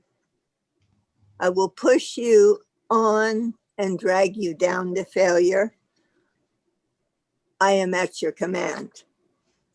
Half of the task you do might as well be turned over to me. I am able to do them quickly, and I'm able to do them the same every time, if that is what you want. I'm easily managed. All you have to do is be firm with me. Show me how you want it done, and after a few lessons, I will do it automatically. I am the servant of all great men and women, and of course, servant of failures as well. I have made all the great individuals who have ever been great, and I've made all the failures too. But I work with the precision of a marvelous computer with the intelligence of a human being. You may run me for profit or run me to ruin. It makes no difference to me. Take me, be easy with me, and I will destroy you. Be firm with me, and I will put the world at your feet. Who am I? I'm habit. Habits make good servants, but poor masters. Anyway, I think Eric found it in the newspaper in India. I love it. Yeah, beautiful. So true. Yeah, love that one. And Ray? Yeah, just a comment when we get challenged like this is to just remember this is what I do. My relationship with Baba, who he said he was, and I accept that, and I love Baba. And I just say to him, I say, Baba, I love you. And it makes me feel better. That's my only comment. Thank you. Yeah. Excellent. Mayor Prasad? I just remembered something Adi used to say about habit. He used to say, habit is such a thing that if you take out H, a bit remains. If you take out a bit remains. If you take out B, it still remains. Good. Yeah. Could you say it again? He said that habit is such a strong thing that if you remove H from it, a bit remains. If you remove A, bit remains. If you remove B, it still remains. And that came from Baba. No, that came from Adi Kairani. I don't know where he got it from. Oh, okay, yeah. Beautiful. So we're kind of coming down to, in just a second, we'll have Joe Stewart play this song, a poem that Darwin wrote, which he put to music. One thing I wanted to say, I'm just going to throw this out, that the mind, the heart, even the mind, they're really outside of us, but they interface. The mind interfaces up here, and the feelings and everything interface at the heart, the physical heart. I mean, if the feelings interfaced with the stomach, we would say the stomach, but it just turns out that it interfaces in the chest area. But it's really outside, and it uses our physical body as a vehicle. The brain, the mind is outside of us. It uses the brain as a vehicle, but the brain is not the mind. It's just the vehicle. So, I mean, it's a much larger thing that's happening there. I'm just going to throw that out. Would you repeat the part about the heart? I missed the. Yeah. All those the heart is really outside of us, and it uses. I mean, it's actually a feeling realm. And it uses it interfaces at the heart level, the physical heart. But like I say, if it manifested through the arm, we would say, "Oh, I'm really feeling you in my arm," you know. But it just turns out that the heart area is where it interfaces, and that's helpful because it gives us something tangible. If feelings were just just in a subtle kind of area, etherical level, we would have a hard time following our feelings. But they manifest on the physical body. We call it a heart. If it was a little lower, we'd call it, "Oh, I feel so much for you in my stomach." You know, you know, I can't stomach you. No. Yeah, Jeff. Jeff? What you just said, perfect timing. You just threw out those words, but it's not a throw-out. I can't stomach you with this. I just have one question. It's a simple one, but not easy to answer. How do you send love to Donald Trump? Because I try to do that, and I do that, but I just realized I do have some animosity toward him. Maybe it could be justified, but that's not what I want anybody to do. How do you send love to Donald Trump? Well, if you try, Bob will enable you to do it. Really. I mean, even to have the thought to do such a thing has to come from love. And you try and it will happen. We are all, many of us are dealing with that, you know. And Darwin even said that you can actually speak to a world leader.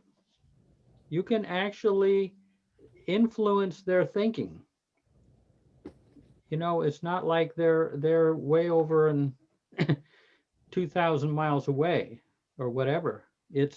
they're right here, and it's possible to put the best sentiments and thoughts in someone. I mean, it can be done. I mean, prayer works, you know. Yeah. Well, okay, we got a couple more hands. Joe, we'll get back to you there. That's all right. And Leica? Yeah, I was just going to say I pray for Donald Trump all the time because I knew him in New York. We ran in the same circles in the 80s, and I have big impressions of negativity towards him for many, many years. And so I have this jerk reaction that's a little over the top. And so early on, I had to start praying for him. And what's been helpful for me and made it sincere is to focus on Baba within him and praying for Baba within him, for Baba's victory within him, whatever that may be. I don't need to get into my mind into analyzing it, but to pray for Baba within him and Baba's victory in terms of Baba, not Donald. And the other thing is to, because so many of his behaviors are so abhorrent to me, to separate the behavior. It's the behavior that upsets me, not his soul. To try to separate that out and realize that, that his behavior is Baba's. And so I pray for his behavior to be changed by Baba within him. Thanks. Beautiful. Yep. Like well said. Gandhi once said, condemn the action, but not the man. Could have been condemn the actions, not the man. Yeah. Anyway, beautiful, beautifully said. And it's part of our world. So I think, have we got all the hands taken? We're gonna, Joe was part of the Buffalo group for many, many years, the same cronies, same good friends for years and years. And he used to go and see Darwin and Jean from Buffalo. But go ahead, Joe. All right. Thank you, Jeff. As Jeff said, the Buffalo group used to drive down to Schenectady to Darwin's meetings. And I think you've heard Darwin tell this story many times, if you've been to any of his talks, about the 3 incredible weeks. And during one of the sessions, they were up in the upper building in Mehrabad and enjoying Baba's presence. And when Baba embraced each one, they left.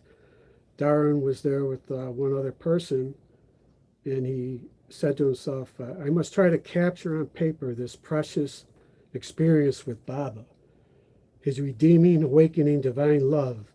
It was then that he wrote these 2 verses that later became the Song of the Wind. Let the sound of the wind ever remind you of my love. Let its soul healing balm side through your being wherever you are. And know that I have loved you as only God can love. And be sure that I will love you thus throughout eternity.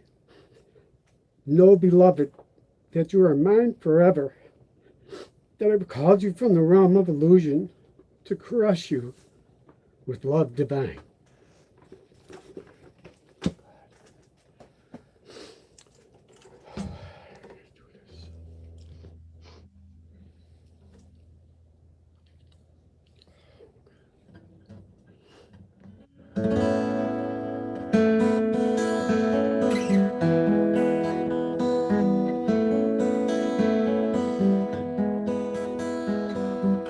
Let the sound of the wind ever remind you of my love. Let its soul healing bound sigh through your being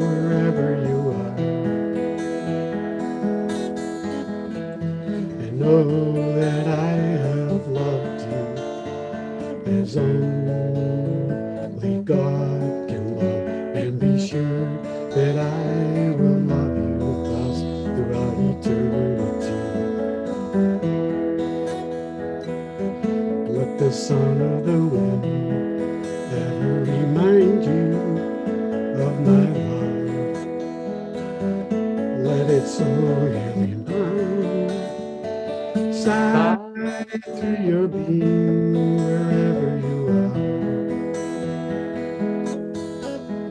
And know, beloved, that you are mine forever.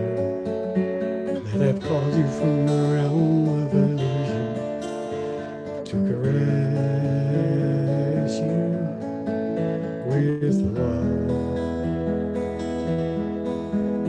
love divine.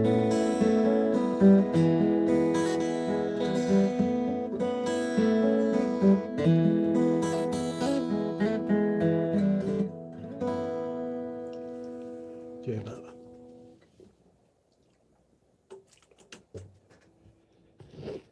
Wow.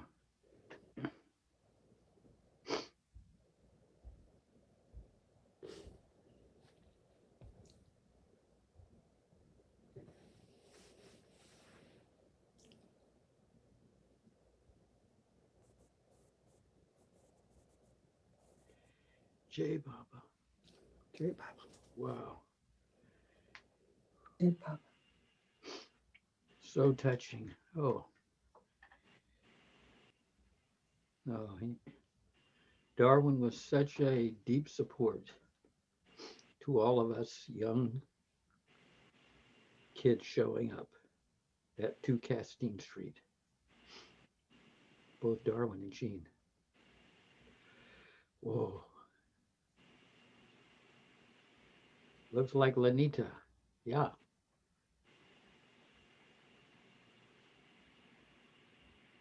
Wow.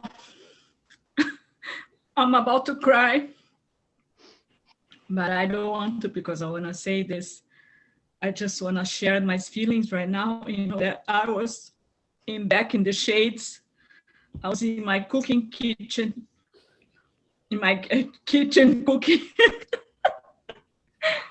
And I was listening to everything, and I was so, you know, I felt so blessed. And so, you know, I have this community, you know, that it fills my heart with love and appreciation for all of you, for all of us who belongs to this, you know, to this loving Baba and sharing our stories and listening to one another, you know, with the big ears. We all listen to each other very carefully. And I know that.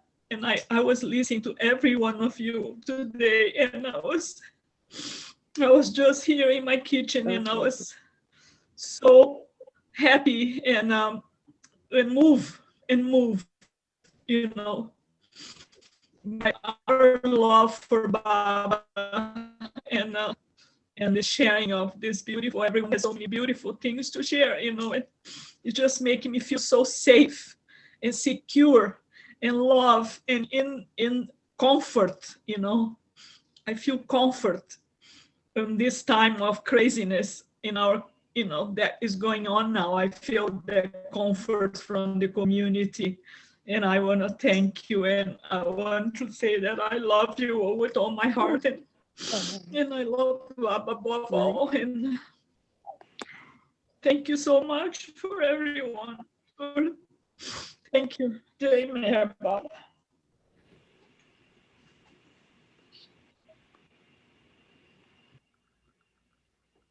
Wow. Thank you, Lanita. Like I say, we will all be held together, as Baba said, by internal links with him and with each other. So as I say, we're looking at our support system for the next 700 years until Baba comes again. We're going to keep running into each other happily. And Joe will have his guitar there after 700 years, and he'll play Darwin's song again.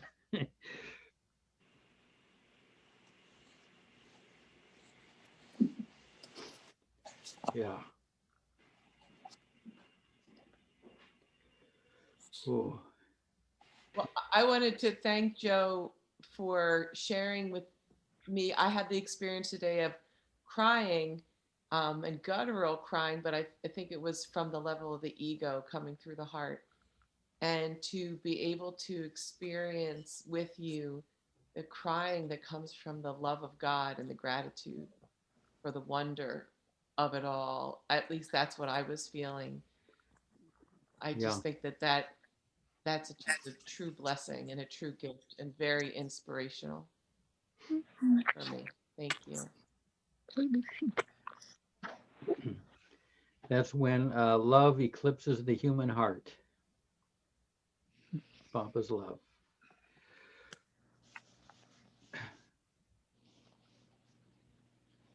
Yeah. What? Anybody left who's not crying yet? I don't think so. It's all Joe's fault. I'm sorry.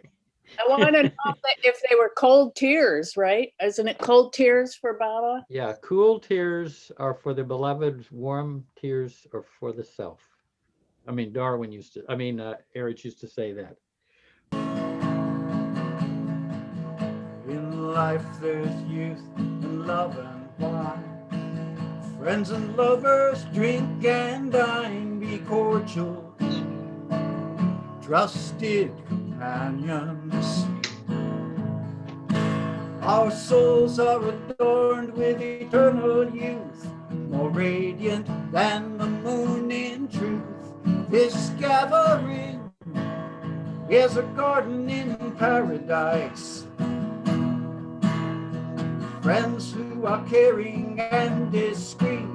The music's lovely and the wine is sweet, and I love you all, friends of morning,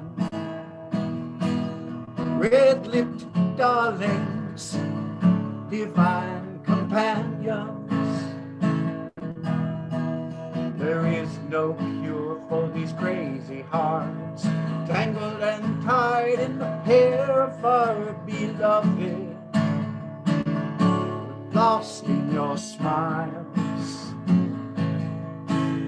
We drink and dance and sing out loud, take wine from the bowl and pass it around. We are slaves of love, we are lovers to the same love.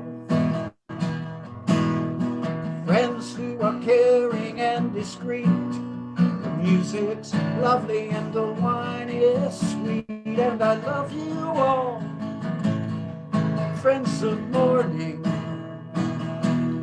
red-lipped darlings, divine companions. To honor our friends who aren't around, take wine and throw it on the ground, and when it finally comes to rest in the arms of love, we'll adore their charms and comprehend how lucky we are to have such glorious friends.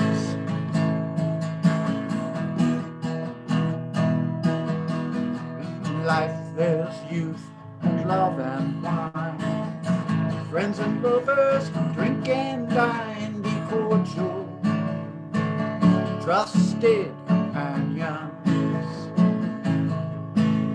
Our souls are adorned with eternal youth, more radiant than the moon in truth. This gathering is a garden in paradise.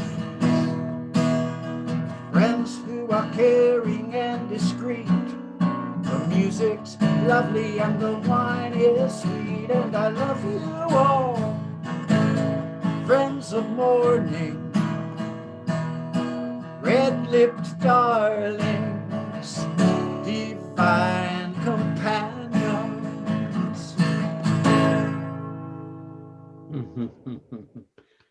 Thank you, Ken. Beautiful. Yeah.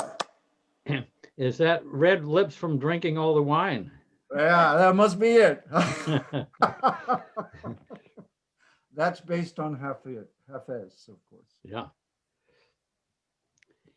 So yeah, let's see what Bill has, and go ahead, Bill. And Someone requested "You Are Everything," and if you're muted, you can, because it's a call and response song. If you mute yourselves, you can repeat the lines. Also, I wanted to say that Baba really wanted Song of the Wind sung these last few days. It was the one song that was requested at the New Hampshire meeting yesterday, and it was the one song that was requested at the Connecticut meeting this afternoon. So I had a feeling it was going to be a hat trick. It was going to be a threesome. So Joe just was the icing on the cake, right, Hugh Flick? We sang it at your meeting. So, all right, You Are Everything.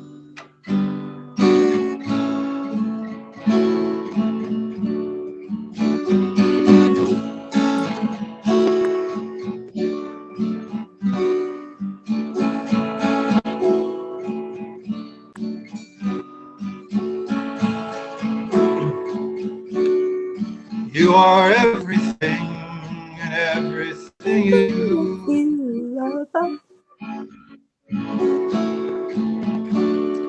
You are everything, and everything is you.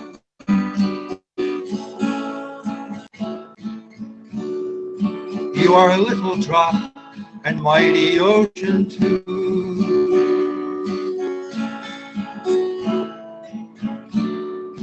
You are everything, everything is you.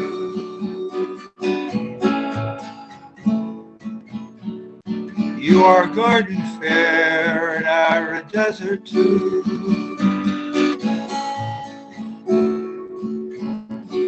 You are everything, and everything is you.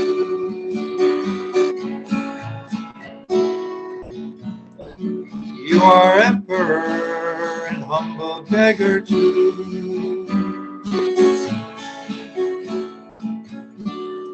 You are everything, and everything is you.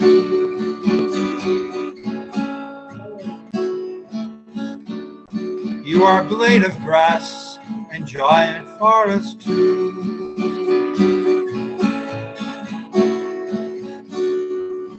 You are everything, and everything is you.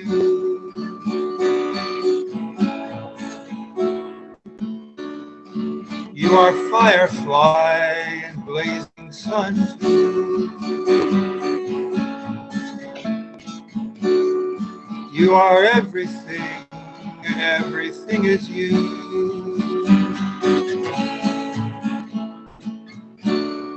You are speck of dust and lofty mountain too.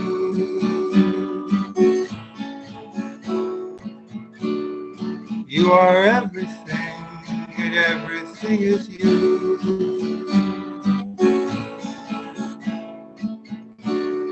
You are newborn babe and ancient one too.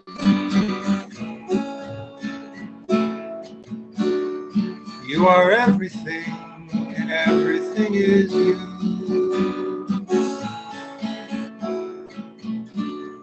You are everything, and everything is you.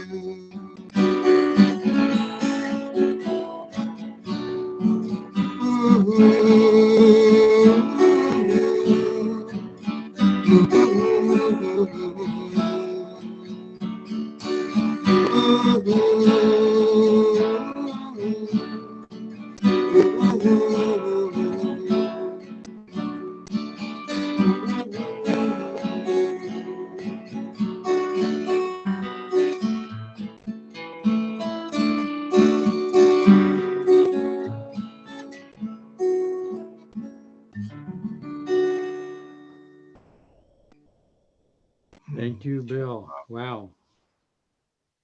There's another one of those songs that goes, stop, look, listen to your heart, hear what's, and it's a whole, I put it together, I'll do it some other time, but it's a whole same call response on it.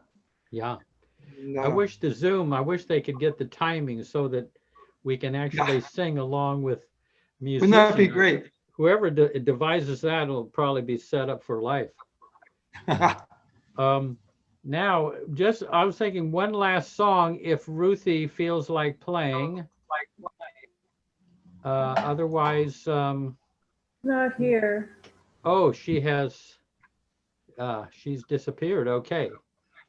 Well, does anybody have some last thing before we go on our Jeff, you have various I directions? happen to see a guitar right behind you. Well, Sing a Kirtana song. ooh, Sorry. let's see. I'll just dream of it. No, see if I can get Nan to come in. Those songs are a little harder to play. Let me just see. 1 second. You got folks keep on talking. Oh, wow. Bill, that song is from where?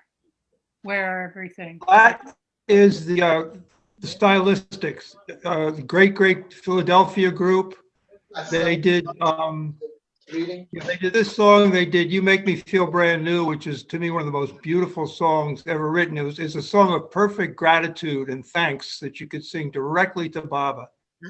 Every single word. Bet you by golly, wow, you're the one I've been dreaming of. There's so many songs where there's lines in there that just evoke Baba so much, and many of their songs are like that.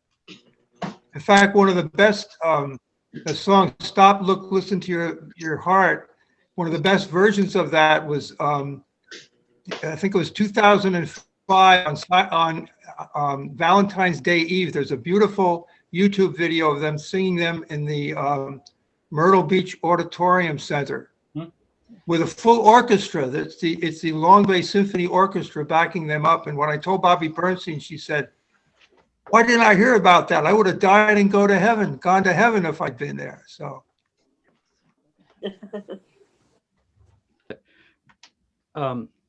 This is a song that's been Baba-ized by a woman named Kirtana. She's some very beautiful songs. And this one we've adapted to a tribute to the center in Myrtle Beach. Okay, we're going to do, this is not going to be Kirtana because we couldn't find it, but we're going to do a woman named Cindy Lowe. Now we can't, we got so boxed in the corner, so yeah, Nan is in that upper left corner there, folks. Okay, this is one that I think the women Mandali like very much. Wait, what's the cable? No, you're doing intro.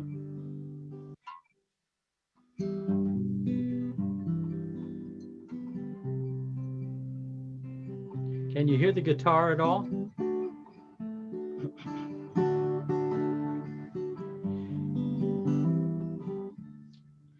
How was I to know what kind of love I'd find? Fate could be cruel, love could be blind. I took the strangest turns, but destiny was kind. I wouldn't change a thing after all this time. No right or wrong, no cut and dry, no weak or strong, no do or die, no night or day, no yours or mine.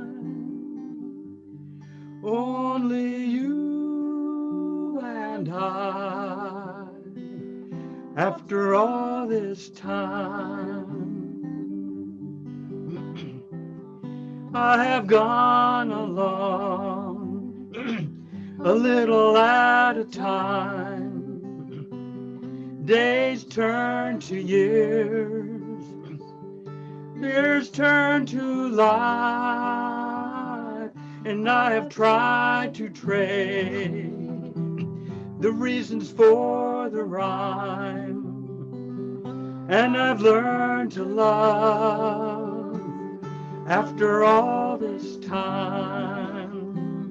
No right or wrong, no cut and dry, no weak or strong, no do or die, no night or day, no yours or mine, only you and I, after all this time.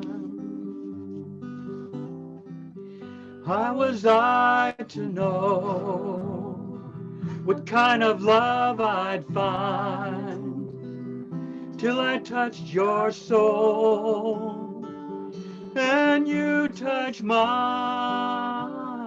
Now when I see my heart reflected in your eyes, I wouldn't change a thing after all this time.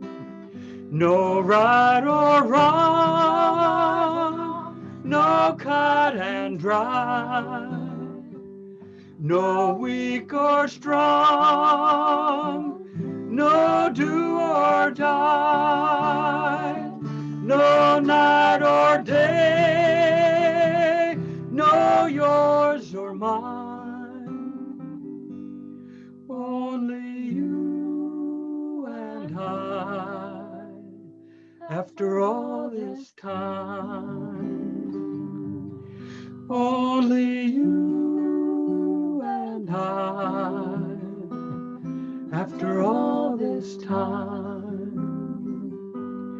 Only you and I, after all this time.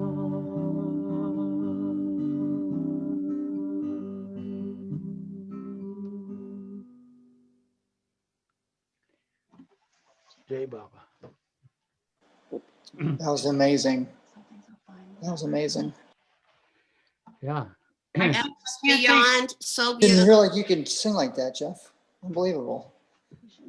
Oh, it's just the karaoke here. I'm just, no. Thank you, Jeff. You made this. Yeah. little It wasn't Kirtana, but it was. Exquisite. Wow. Cindy Lowe. Yeah, Cindy Lowe. So anyway, I think everybody is, you want to have a few moments and then we'll head on our way. You go off into, the infinite and we'll kind of stay here in the finite. Okay.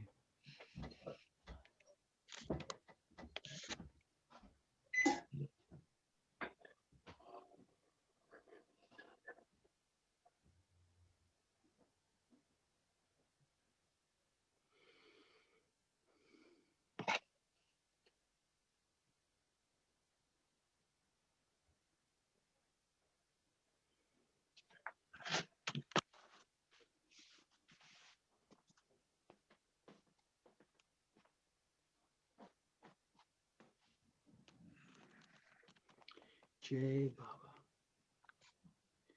See all of you guys. Thank you for coming to this. Thank Baba for bringing us all together. And Thank yeah. you, Baba. Wonderful session. Thank you. Yeah. Everybody. Thank you. Beautiful. Oh boy. Hey, Sharada. Pretty amazing one. Baba. Beautiful, Jeff and Nan. Thank you. Yeah. Thank you. Yeah. Jai Baba. Baba. Thank you. Jai Baba. Jeff, thank you, Baba. Angela. Thank you,